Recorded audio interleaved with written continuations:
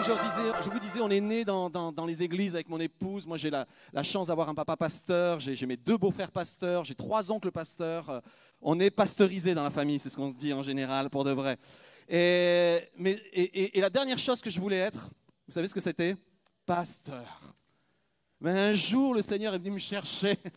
Il est venu me prendre et il a transformé mes pensées, mon cœur. Et il m'a donné le courage de me tenir devant vous ce soir. Et j'aimerais que vous puissiez encourager aussi vos pasteurs. Ce n'est pas évident de se tenir devant du monde chaque fois, fois après fois, devant Dieu, devant les hommes, ce n'est pas évident. Et je remercie Laurent, je remercie Olivier de m'avoir invité et d'être là. Et alors que je pensais à cette soirée, j'ai reçu sur mon cœur la pensée de l'onction.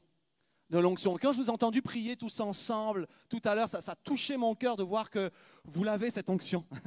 Vous la cherchez cette onction, vous la désirez cette onction. Et on va regarder ensemble dans la parole de Dieu plusieurs versets. Il y en a un qui me plaît particulièrement, que l'on trouve dans le livre de Samuel. C'est le moment où Samuel va oindre pour la première fois un roi en Israël.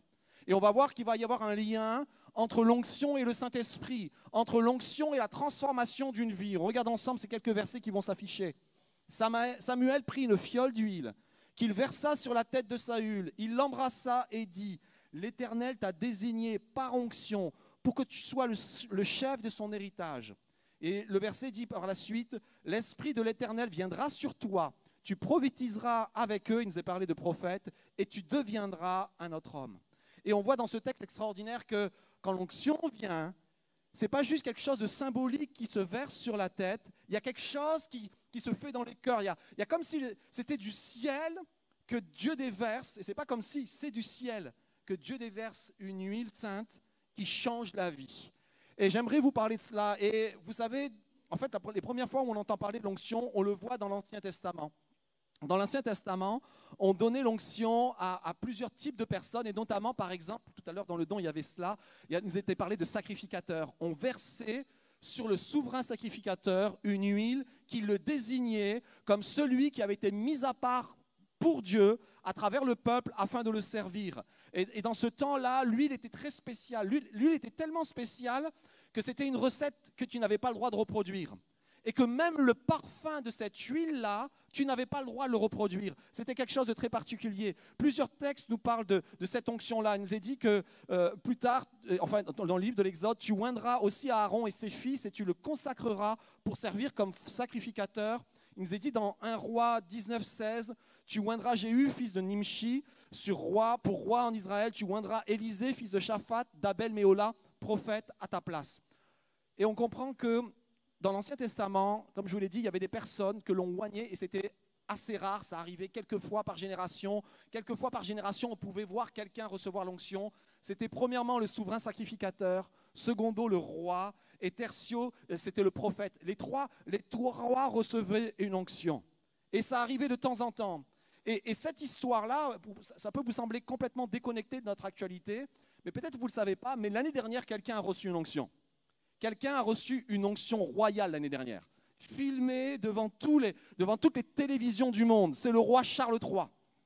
Charles III, le 6 mai 2023, a reçu une onction. Pareil, la cérémonie, je l'ai encore regardée hier pour me la remettre en mémoire. La cérémonie, il enlève ses vêtements royaux, il n'est plus que vêtu d'une chemise et ils prennent une fiole d'huile sainte et ils s'apprêtent à lui verser comme dans l'Ancien Testament. On le verse comme un roi, puis à un moment donné, ils mettent des paravents tout autour parce que ça devient privé. Alors à la fois c'est quelque chose de public, mais à la fois quelque chose de privé, mais quelque chose de saint et de sacré. Alors on le voit, comme je vous l'ai dit, que dans l'Ancien Testament, il y avait cette perspective-là, mais on voit aussi une autre perspective.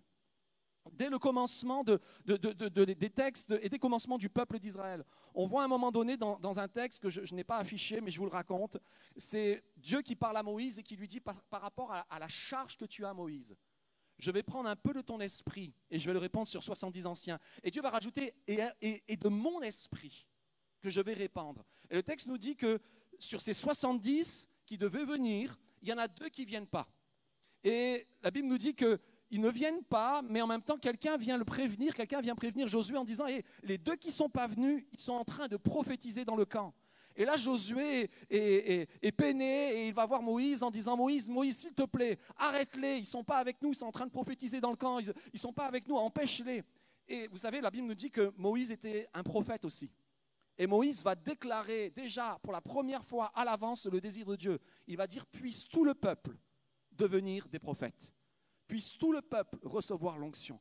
Et dès le commencement, dès le départ, on comprend que le désir de Dieu, c'est de répandre son esprit sur chacun d'entre nous. Vous connaissez le texte ensuite du livre de Joël, où il nous est dit que dans les derniers temps, je répandrai mon esprit sur toute chair. Et le titre de mon message ce soir, il y a aussi une onction pour toi. Dis-le avec moi, il y a aussi une onction pour moi. Il y a aussi une onction pour moi.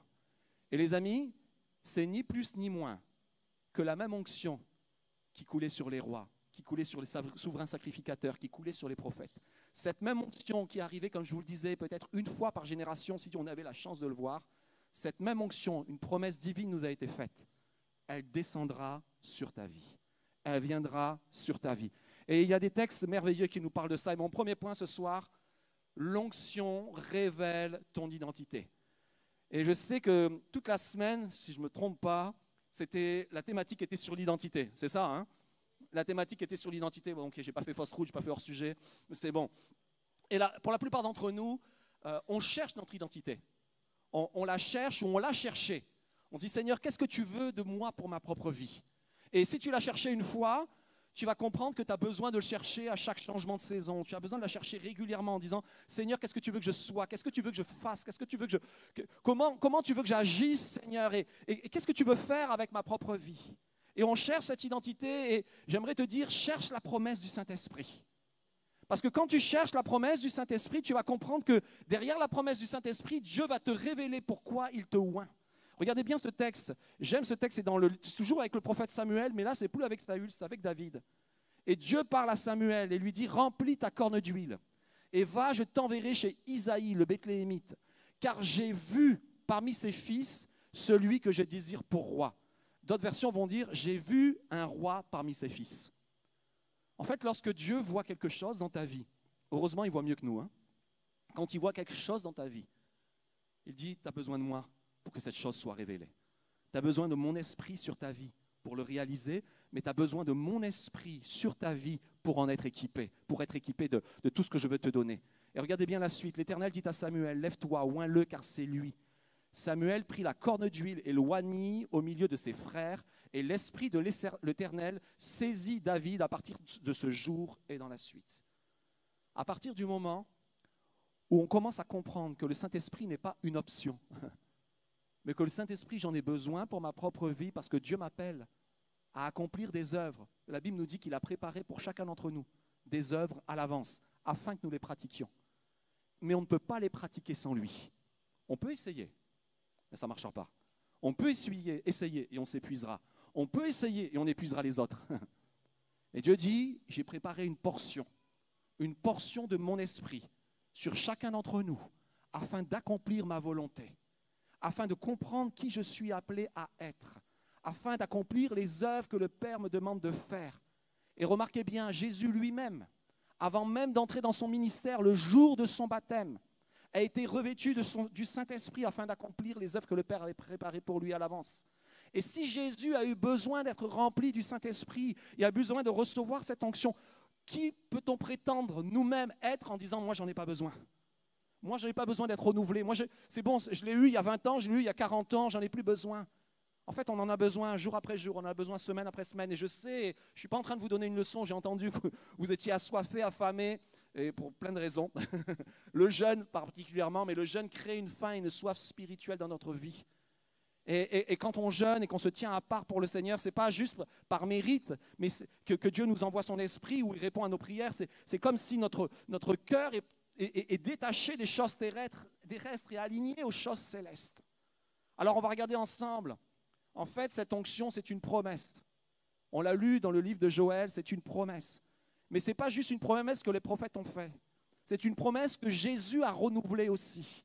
C'est une promesse que Jésus a dit, je répandrai, et il l'a rappelé. Il a rappelé la promesse du Père. Il a dit, je répandrai mon esprit sur toute chair. C'est la promesse du Père. Mais lui, Jésus va le promettre en disant, il est préférable que je m'en aille. Regardez ce verset ensemble. Cependant, je vous le dis, il est avantageux pour vous que je parte. Car si je pars, si je ne pars pas, le consolateur ne viendra pas vers vous, mais si je m'en vais, je vous l'enverrai. La promesse de Jésus, c'est « Je reste avec vous, avec les disciples. Mais dès que je serai parti, j'enverrai le Saint-Esprit. » J'enverrai la promesse qu'on attendait, que les Juifs attendaient de génération en génération depuis des siècles, qu'ils attendaient, et les disciples vont l'attendre. Alors, j'aimerais juste vous dire, quand Dieu fait une promesse, il la tient, toujours. Toujours, toujours, toujours. Quand bien même parfois tu ne la vis pas, Dieu te montre qu'est-ce qu'elle va être, qu'est-ce qu'elle va devenir. Parfois, peut-être tu ne vas pas la vivre, mais celle-là, tu vas la vivre. Parfois, certaines promesses, la Bible nous parle, Hébreux 11 nous dit, des fois, ils l'ont pas vu, ils ne l'ont pas vécu, mais ce qu'il a fait, c'est qu'ils l'ont transmis, cette promesse. Mais ce soir, on ne va pas juste la transmettre. Ce soir, on va la recevoir. Ce soir, moi, je prie que chacun d'entre nous partions de ce lieu avec un renouvellement dans nos cœurs et dans notre esprit de la présence de Dieu. Seigneur, j'ai soif et j'ai faim de ta présence. Vous avez soif et faim de la présence de Dieu? On en a besoin, j'en ai besoin, jour après jour, plus que jamais. Alors Jésus va faire cette promesse, il est préférable que je m'en aille. Et il va la renouveler une fois qu'il est ressuscité. En acte 1, il va leur dire, allez à Jérusalem, je vous enverrai le Saint-Esprit. Et le Saint-Esprit en acte 2 va descendre. Et cette promesse, en fait, elle c'est pas juste, et vous le savez, réalisée il y a 2000 ans, mais elle est pour nous. Et quand Dieu promet, moi je le sais, je le crois de tout mon cœur, il le fait. Quand Christ promet, il le fait. Et elle n'est pas révolue, cette promesse, elle est juste renouvelée. Et lorsque je préparais ce message, je pensais à une histoire que j'ai entendue il y a bien des années, celle d'un homme de Dieu dont j'ai perdu le nom, hélas. J'ai recherché, je n'ai pas réussi à le retrouver, mais qui, dans la fin du 19e siècle, avait fait des maisons de retraite, des sortes de pensions pour les personnes âgées qui avaient peu de revenus ou qui étaient sans famille, des endroits où ils allaient pouvoir terminer leur vie dans la présence de Dieu avec d'autres chrétiens, mais dans la dignité, loin de la pauvreté. Il avait à cœur cela et il l'avait fait. Et alors qu'il visitait cette œuvre où il plaçait ces gens-là, et il visitait ces gens simples qui étaient là, souvent sans famille, et un jour il va visiter une femme qui avait été la servante d'un homme très riche. Et il va la visiter, il passe un temps avec elle, et ils parlent ensemble des souvenirs de son travail. Vous savez comment ça se passe des fois quand tu visites une personne d'un certain âge, elle a tendance à raconter les histoires. En général, ils ont une très bonne mémoire des événements anciens, c'est pas vrai? Moi j'ai une très bonne mémoire des événements anciens, mais ne me demandez pas ce que j'ai fait hier. Donc c'est là que je commence à réaliser que je vieillis. Non, Laurent, toi non, mais moi oui, Laurent.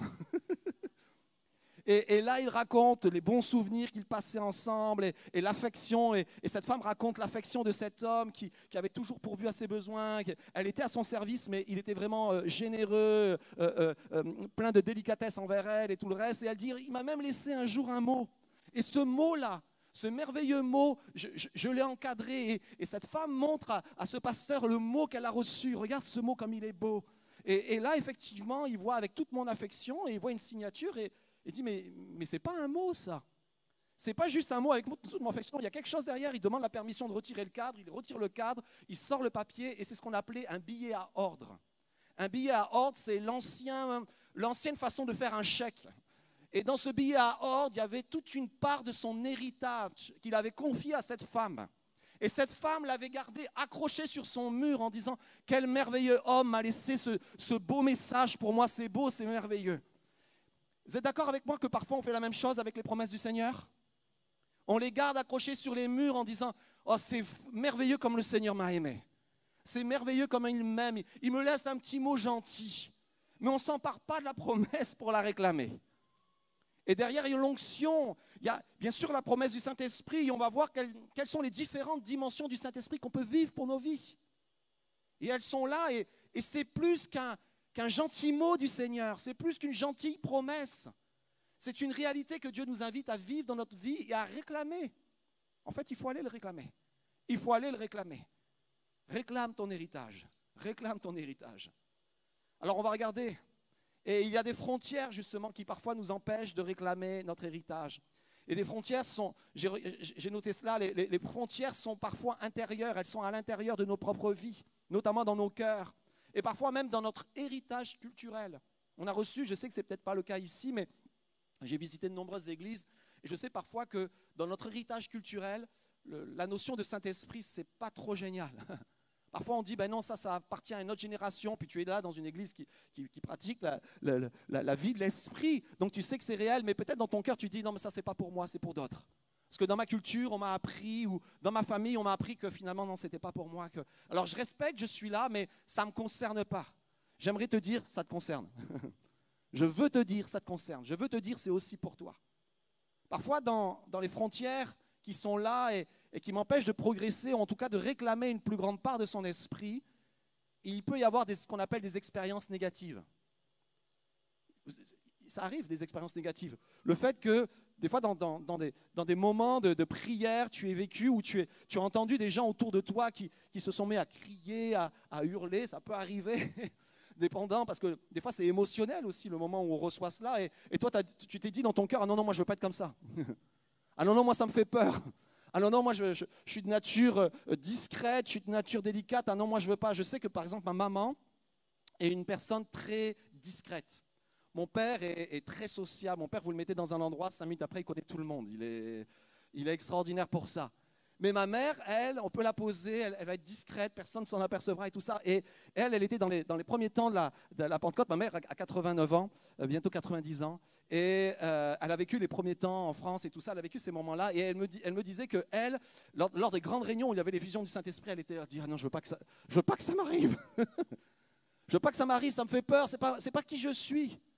Et elle me disait qu'à un moment donné, dans sa cuisine, alors qu'elle était en train de préparer à manger, elle a reçu le Saint-Esprit. Il est venu à elle. Et ce que je veux te dire ce soir, c'est que le Saint-Esprit est un gentleman. Il ne va pas forcer qui tu es à l'intérieur. Et la manifestation du Saint-Esprit, je ne dis pas que ça se passera chez toi, mais je dis, Dieu peut le faire ici et peut le faire en rapport à qui tu es.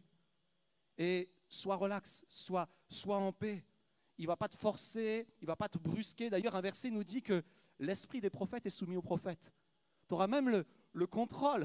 Dieu dit, tu as le contrôle. Alors c'est vrai qu'il arrive parfois que le Saint-Esprit prenne plus de place, qu'on soit un petit peu hors contrôle, mais normalement non, tu ne dois pas être hors contrôle. La Bible nous dit que tu es sous contrôle. L'esprit des prophètes est soumis aux prophètes. Et ces mauvaises expériences ne doivent pas te priver, et peut-être ces mauvaises choses que tu as vues plus tard, et je sais que ce n'est pas dans cette église, je vous dis, je suis allé dans plein d'églises. Je suis né dans une église, j'ai écouté des milliers et des milliers de messages, puis j'ai visité énormément d'églises avec mes parents, mes oncles, mes beaux-frères et tout le reste. On peut parfois vivre des expériences qui peuvent nous troubler, de se dire, oh non, ça, moi, j'en veux pas, j'ai peur de ce qui va m'arriver. N'aie pas peur. J'aimerais te rassurer ce soir. Jésus n'a pas dit aux disciples, n'ayez pas peur par rapport au Saint-Esprit. Il a dit, je vais vous l'envoyer. Vous allez vivre une expérience extraordinaire.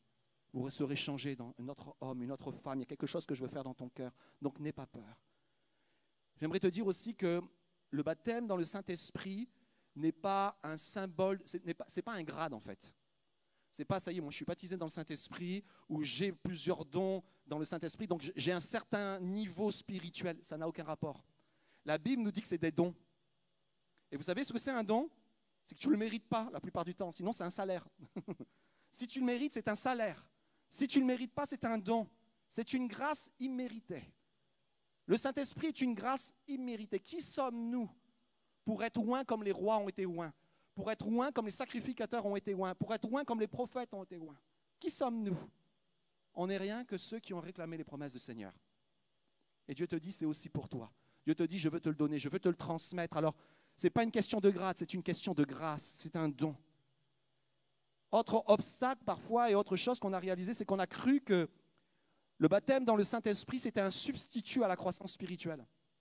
Moi, j'ai souvent cru ça. Je me suis dit, à partir du moment où je suis baptisé dans le Saint-Esprit, je vais connaître la Bible parfaitement. Erreur.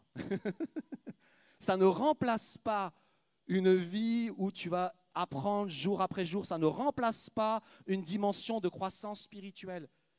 Par contre, ça t'équipe.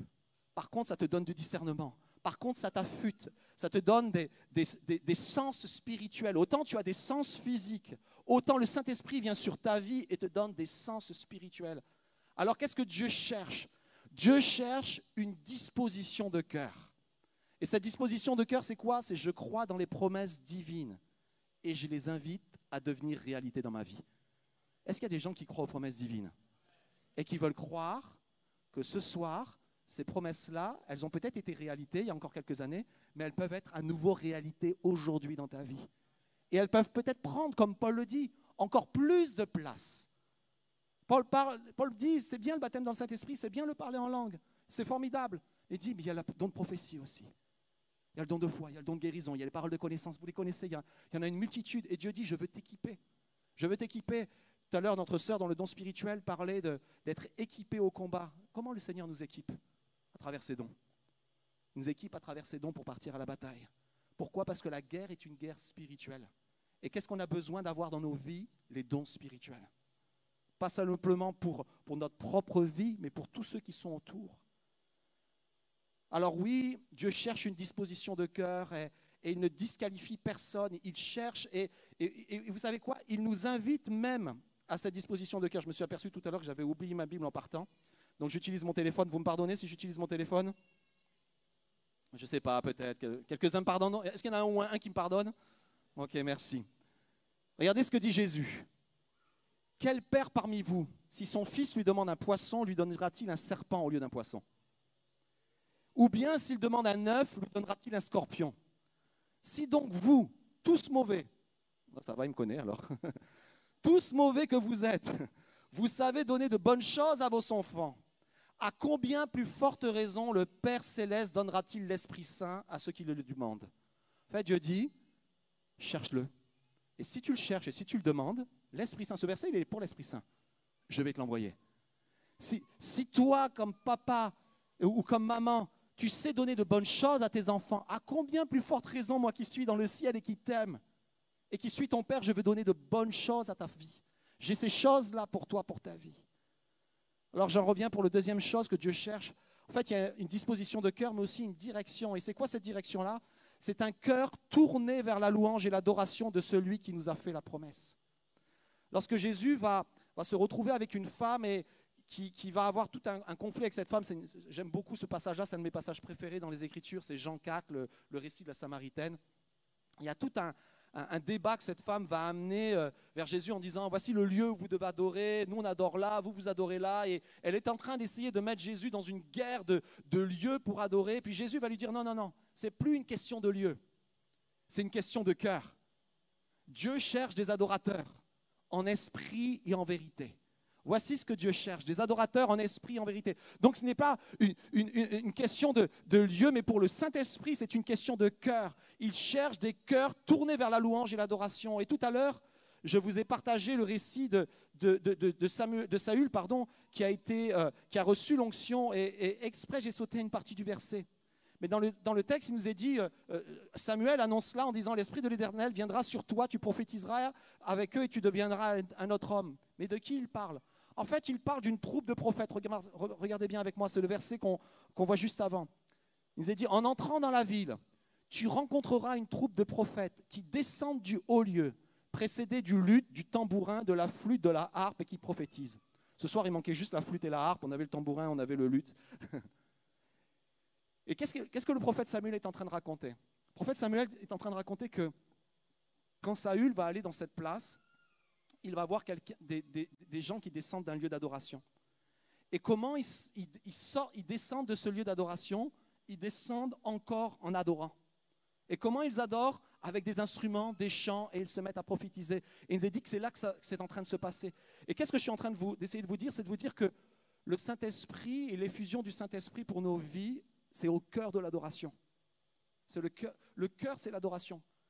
Je ne sais pas vous, mais moi j'ai énormément de fois été renouvelé par le Seigneur alors que je me mettais à l'adorer. Peut-être des fois même, je me suis même fait violence parfois à l'adorer. En disant, j'ai pas le cœur, j'ai pas envie. En fait, adorer, ce n'est pas une question d'envie. En fait, l'adoration, ce n'est pas pour nous. L'adoration, c'est pour lui. L'adoration, ce n'est pas à notre propos. L'adoration, c'est à son propos, à lui. On dit, on proclame ce qu'il est. Et alors qu'on dit et qu'on proclame ce qu'il est, quelque chose se passe dans notre cœur. Vous l'avez vécu, vous l'avez ressenti, et si tu ne l'as jamais ressenti, je t'encourage à le faire. Mais dans des temps d'adoration, Dieu change ton cœur. Dans des temps d'adoration, il t'aligne avec le cœur qu'il a dans le ciel. En fait, le Saint-Esprit en toi aligne ton cœur avec ce qui se passe dans le ciel. Et Dieu dit, moi ce que je cherche, c'est de ceux qui réclament des promesses et c'est des adorateurs. Et je sais qu'en ce lieu, parce que tout à l'heure je vous ai entendu, vous êtes un peuple d'adorateurs. Vous êtes un peuple d'adorateurs. Peut-être tu n'as pas osé encore ouvrir ta bouche, peut-être tu n'as pas encore osé louer le Seigneur, mais le Seigneur t'attend alors que tu ouvres ta bouche, il y a quelque chose qui va se passer pour toi. Alors que tu vas commencer à l'adorer, quelque chose va se passer. C'est pour ça que Jésus va interpeller cette femme samaritaine en l'amenant sur le sujet de l'adoration. Et cette femme va comprendre, alors d'un coup, elle va avoir cette révélation en disant, mais c'est toi le Christ, un jour il doit venir le Christ. Et Jésus lui dit, oui, c'est moi le Christ. Quelque chose va se passer, une révélation va se passer. Alors j'aimerais ce soir que tu puisses te joindre à cette louange. Alors je continue. Donc je vous ai partagé que c'était une disposition de cœur, je vous ai partagé que c'était une direction et c'est aussi une décision personnelle. Regardez bien ce verset. C'est dans Acte 2, ils furent tous remplis du Saint-Esprit et se mirent à parler dans d'autres langues selon ce que l'Esprit leur donnait de s'exprimer. Et le temps du verbe, je n'ai pas le temps de regarder en détail le grec et tout le reste, mais le temps du verbe, c'est un temps actif. Ce n'est pas un temps passif. Et la phrase nous dit, regardez bien, ils furent tous remplis du Saint-Esprit. Et ensuite, ils se mirent à parler dans d'autres langues. Ça veut dire quoi? Ça veut dire que le Saint-Esprit était en eux, et ils ont pris la résolution de cœur de commencer à ouvrir leur bouche et à parler des merveilles de Dieu. Et trop souvent, moi j'ai fait beaucoup de réunions pour que le Saint-Esprit descende et que les gens soient visités, baptisés dans le Saint-Esprit. Et on est devant et on ferme notre bouche alors que le Saint-Esprit est en nous et désire juste sortir. Et Dieu te dit tout simplement, tu es rempli du Saint-Esprit, tu le reçois, tu sens dans ton cœur la présence du Saint-Esprit, ouvre ta bouche. Et prends cette résolution de cœur, je parlerai, j'ouvrirai ma bouche et je parlerai des merveilles de Dieu. Et alors que quand tu commenceras à parler des merveilles de Dieu, qu'est-ce qui va se passer? Tu vas commencer à dire des choses qui vont dépasser ta pensée et ton entendement. Quelque chose va commencer à se passer. Non, tu peux encore un petit peu attendre. Je t'ai regardé, mais ce n'était pas pour te faire venir tout de suite. Désolé. Et d'autres versions vont dire, et j'aime beaucoup cette traduction, l'Esprit leur donnait continuellement ce qu'il disait à haute voix. En fait, ce que je vais vous inviter tout à l'heure, peut-être pour tous ceux qui ne parlent pas en langue ou n'ont jamais reçu le baptême dans le Saint-Esprit, et pour tous ceux peut-être qui ne l'ont plus pratiqué depuis longtemps et qui a comme un blocage sur leur vie, il y a comme quelque chose, il y a une chape qui a besoin d'être brisée, à un moment donné, on va s'approcher. L'Esprit du Seigneur est là, les amis. N'en ayez aucun doute, il est là. Et il va descendre sur ta vie. Tu vas sentir sa présence et tu vas ouvrir la bouche. Et alors que tu vas ouvrir ta bouche, le Seigneur va la remplir. Mais tu vas prendre cette décision d'ouvrir ta bouche et de commencer à louer le Seigneur. Et quelque chose va se passer. Quelque chose va se passer dans ta vie. Je termine avec ce point, mais il reste encore un petit peu de temps. L'onction sur ma vie est faite pour abattre les forteresses ou pour abattre les frontières. Il y a un texte merveilleux, je le lis avec vous. Jésus, revêtu de la puissance de l'Esprit, retourna en Galilée et sa réputation gagna toute la région. Il enseignait dans les synagogues et tous lui rendaient gloire. Et j'aime cette pensée, juste ce verset, Jésus revêtu de la puissance de l'Esprit. Et il nous est dit qu'il se rendit à Nazareth, là où il avait été élevé. Et conformément à son habitude, il entra dans la synagogue le jour du sabbat et il se leva pour faire la lecture. Et on lui remit le livre du prophète Ésaïe et le déroula pour trouver l'endroit où il était écrit. Et je m'arrête là, juste un instant, on va mettre la suite du verset. En fait, comment ça se passait dans une synagogue? Dans une synagogue, quand tu y es entré, qu'on voulait t'honorer, et ils veulent honorer Jésus parce qu'ils ont entendu la réputation de Jésus qui commence à se répandre partout dans le pays, et il revient dans l'endroit où il était élevé. Il est né à Bethléem, mais il a été élevé à Nazareth. Et là, à Nazareth, il était là, c'était le fils du charpentier, on le connaissait juste comme le fils du charpentier, mais tout d'un coup, on entend sa réputation. On sait qu'il a commencé à faire des miracles, que les gens le suivent, qu'il a des disciples, qu'il y a des choses extraordinaires qui se passent. Alors, il arrive dans la synagogue où il a été élevé, dans la synagogue où il a fait sa bar mitzvah, où on lui a appris à lire. Parce qu'à Jésus, on a appris à lire, peut-être vous ne le saviez pas, mais il était aussi parfaitement homme. Et là, on lui remet le rouleau, et à chaque fois qu'on rentrait dans une synagogue, le jour du sabbat, il y avait une lecture qui était prévue. Et on lui remet le rouleau du prophète Ésaïe sur la lecture prévue. Mais le texte nous dit que Jésus a changé la lecture. Il y a des choses prévues, et peut-être qu'il y a des choses que toi tu as prévues ce soir, mais j'aimerais te dire que Dieu a changé ce que tu as prévu ce soir. Il a peut-être une autre lecture de la parole pour toi ce soir. Il a peut-être une autre façon de te montrer la parole ce soir. Et c'est ce qu'il va faire, il a déroulé le rouleau. Et je suis allé voir à Jérusalem le rouleau du prophète Ésaïe, il mesure plus d'une dizaine de mètres. Ça prend du temps, c'est énorme. Je le déroule. Et là, il a déroulé. Et il n'y a pas les repères comme nous, ou les chapitres, les versets, il n'y a aucun repère. Tu déroules le rouleau et il a trouvé le texte où il est écrit. L'Esprit du Seigneur est sur moi, parce qu'il m'a consacré par onction pour annoncer la bonne nouvelle aux pauvres. Il m'a envoyé pour guérir ceux qui ont le cœur brisé, pour proclamer aux prisonniers la délivrance et aux aveugles le recouvrement de la vue, pour renvoyer libre les opprimés, pour proclamer une grâce de la part du Seigneur, une année de grâce, du Seigneur. Ensuite, il roula le livre, le remit aux serviteurs et s'assit. Tous ceux qui se trouvaient dans la synagogue avaient les yeux fixés sur lui. Alors il commença à leur dire, « Aujourd'hui, cette parole de l'Écriture que vous venez d'entendre est accomplie. » Extraordinaire. Et plusieurs choses extraordinaires dans ce que Jésus a lu du prophète Isaïe. La première chose, c'est que l'onction est faite pour quelque chose. Elle est faite pour, vous l'avez vu avec moi? L'Esprit du Seigneur est sur moi pour annoncer la bonne nouvelle. Il m'a envoyé pour guérir, pour proclamer, pour renvoyer libre, pour proclamer. En fait, le Saint-Esprit, ce n'est pas juste, comme je vous l'ai dit tout à l'heure, un bonus sur notre vie. Avec le Saint-Esprit vient un mandat, vient une mission. C'est ce que je vous ai dit au commencement. Avec le Saint-Esprit, Dieu te révèle ton identité. Peut-être tu ne le sais pas, mais tu es appelé à annoncer l'Évangile autour de toi. Enfin, de toute façon, même si tu le sais, même si tu ne le sais pas, c'est ta mission quoi qu'il arrive. Autour de toi, il y a des gens qui ont besoin de connaître la bonne nouvelle. Et tu peux être une épître lue par tous les hommes. Des fois sans parole.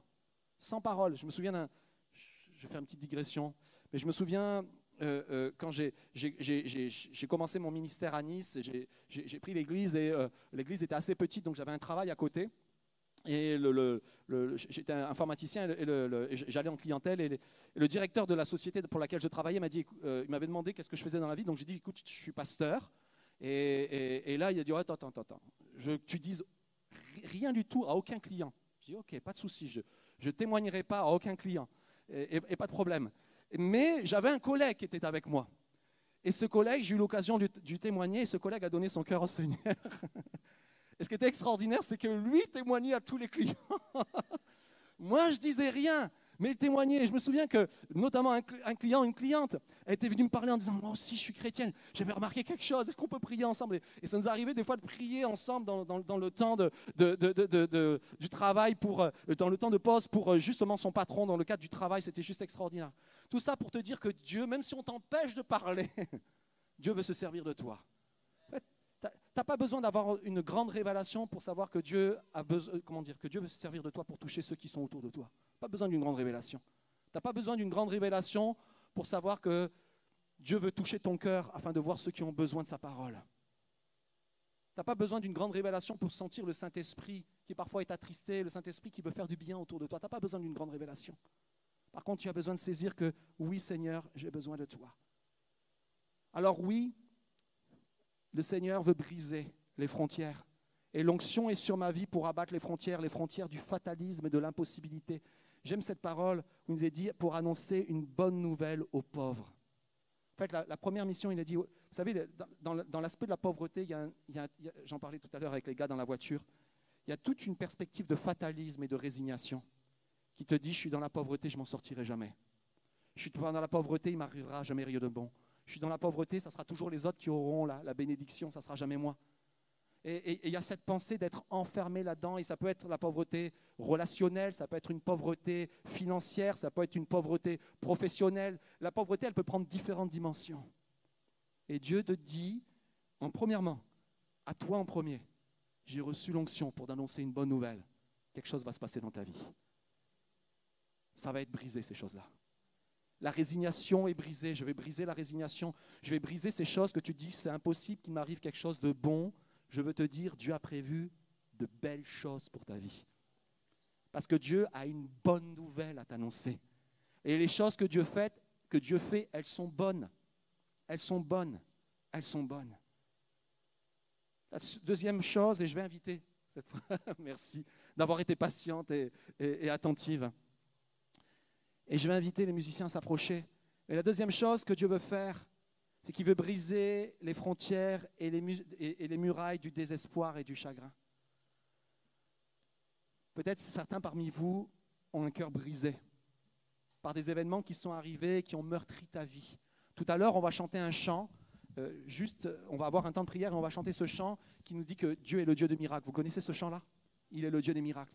Et ce chant, en fait, a été écrit par un monsieur qui s'appelle Chris Kilala. Pour ceux qui connaissent, peut-être certains d'entre vous connaissent l'histoire. Mais ce chant-là, qui s'est répandu dans le monde entier, qui est devenu un chant que tout le monde chante, extraordinaire et qui ranime notre foi. Ce chant-là a été écrit par Chris Kilala alors qu'il venait de perdre son petit garçon de 2 ans. Il venait de vivre un deuil et il ne comprenait pas. L'église avait prié, tout le monde avait prié et il y avait cette douleur dans sa vie et cette incompréhension par rapport à ces événements-là. Mais il a voulu écrire un chant en disant même si tu n'as pas pu faire un miracle pour moi dans cette situation-là et pour ma famille, tu restes et tu demeures plus que jamais le Dieu de miracles. Et je crois, peut-être pour beaucoup, peut-être quelques-uns d'entre vous, je connais personne dans cette église, peut-être certains sont venus me voir en disant tu connais ma soeur, tu connais quelqu'un, tout ça, effectivement, mais sinon je ne vous connais pas. Je ne sais pas vos vies. Mais ce que je sais, c'est que dans beaucoup de vies, il y a eu des drames. Il y a eu parfois des douleurs et des souffrances qui, dans la présence de Dieu, Dieu t'a dit, okay, je vais être avec toi, il y a quelque chose, il y a quelque chose pour toi encore. Peut-être tu n'as pas compris. Tu n'as pas compris ce qui t'arrivait. Et je n'aurai pas d'explication. Mais ce que je sais, c'est que le Saint-Esprit est venu d'abord pour toi. Et que le premier nom que Jésus a donné au Saint-Esprit, c'est le Consolateur. Ce que je sais, c'est qu'il peut y avoir une puissante consolation dans la présence du Saint-Esprit. La dernière année, une des dernières années, je crois que c'est l'avant-dernière année où j'étais à l'église sur Nice, on a perdu en quelques mois 2 enfants, coup sur coup. Une petite 5 ans et une jeune fille de 12 ans, de maladie comme ça, instantanée. Et ça a été une grande souffrance, immense souffrance, avec aucune explication. Mais les amis, comme Église, on n'a jamais ressenti autant la présence du Saint-Esprit à nos côtés. En tant qu'Église et dans les familles et dans chaque couple qui avait perdu ses enfants, on a vu la présence du Saint-Esprit. Et ce que je veux te dire à toi, mon frère, ma soeur, peut-être qui a vécu des douleurs différentes, peut-être pas la perte d'un être cher, mais des douleurs qui affectent ton cœur et qui font que tu es encore resté et que tu es encore resté bloqué sur cette douleur. Le Saint-Esprit veut te dire ce soir, il y a une consolation pour toi. Dis avec moi, il y a une consolation pour moi. Dis-le par la foi. Dis-le par la foi, il y a une consolation pour moi. Dis-le par la foi. Peut-être tu as du mal à le croire en ce moment, mais dis-le par la foi, il y a une consolation pour moi. Il veut balayer les frontières de la captivité, de tous ceux qui sont limités par des liens. On l'a vu, il est venu annoncer une année de délivrance à tous ceux qui sont limités par des liens, mais aussi par les circonstances, par des choses qui t'ont emprisonné. Tu dis, je n'arrive pas à me défaire. Dieu te dit, je vais t'envoyer le Saint-Esprit et tu vas être libre. Je proclame et je te renvoie libre ce soir. À tous ceux, et j'aime ce mot, il nous est dit, pour renvoyer libre les opprimés, mais littéralement, le mot opprimé, c'est une vie brisée. Littéralement, quand tu regardes l'hébreu, c'est le grec, tous ceux qui sont cassés en morceaux. À tous ceux qui sont cassés en morceaux. Dieu dit, le Saint-Esprit va te remettre en une seule pièce et il va te renvoyer libre, libéré. Et la dernière chose, après quoi on va prendre un temps de prière et un temps d'adoration et on va proclamer les promesses du roi des rois. Il termine en disant une année de grâce de la part du Seigneur. Pour nous, ça passe comme ça, on le lit comme ça. Mais en fait, ce que Jésus est en train de proclamer, c'était un événement qui arrivait une fois toutes les 49 ans. Tous les 7 fois 7 ans, il arrivait cet événement-là, parfois parce qu'il fallait que le roi l'accepte, il fallait que le roi le proclame. Et tous les rois ne le proclamaient pas. Tous les rois ne disaient pas que c'était cela. Et cette année dont Jésus parle, c'est ce qu'on appelle l'année du jubilé. Peut-être vous avez déjà entendu parler de cette année du jubilé. L'année du jubilé qui arrivait la 49e année, c'était une année où, si tu as vu des dettes dans ta vie, si tu avais dû te vendre comme esclave, cette année-là, tu étais libéré. Tu étais relâché, tu étais délivré. Quoi qu'il arrive, cette année-là, si le roi proclamait une année de délivrance, une année de jubilé de la part de Dieu, à partir de ce moment-là, la personne envers qui tu avais des dettes, elle devait être relâchée. Si tu avais dû vendre ta maison, les champs que tu avais, les endroits où tu cultivais, parce que pour différentes, peut-être par ta propre faute, par les circonstances de la vie, si tu avais dû t'en débarrasser, l'année du jubilé, tu récupérais tout ton héritage. Tout l'héritage te revenait. On renvoyait libres les opprimés, on redonnait l'héritage, on effaçait tes dettes. Imaginez, je ne sais pas vous, mais moi j'ai un emprunt à la banque, il y en a quelques-uns qui ont des emprunts à la banque. Dieu proclame l'année du jubilé. Alléluia. Mais c'est ce que ça voulait dire. Peut-être, ça je ne le garantis pas. Mais ce que je te garantis, c'est qu'il va effacer tes dettes dans le ciel. Déjà, il les a effacées à la croix. Et en fait, quand Jésus fait cela, c'était pour tous les plus humbles, pour tous ceux qui avaient eu des soucis dans la vie, c'était comme une délivrance extraordinaire. Parce que ça n'arrivait qu'une seule fois ou deux fois pour les plus vieux dans une génération, mais la plupart des rois ne le permettaient pas. Mais là, le roi des rois, le Seigneur des seigneurs, l'annonce et te dit, l'année du jubilé est accomplie. C'est pour toi, il y a un temps de délivrance qui t'attend parce que l'onction va descendre. C'est ce qu'il dit. L'onction, l'Esprit du Seigneur est sur moi, il descend pour proclamer ces choses-là. Et je suis venu ici pour proclamer ces choses-là sur ta vie. J'ai juste fait qu'obéir au Seigneur. Alors, on va peut-être chanter le chant et après quoi on va s'approcher si vous voulez bien. Mais j'aimerais qu'on puisse chanter tous ensemble. Il est le Dieu de miracles. Vous êtes prêts à le faire? On se lève ensemble? Après quoi je vais vous inviter dans quelques instants à vous approcher. Mais si on peut le chanter ensemble.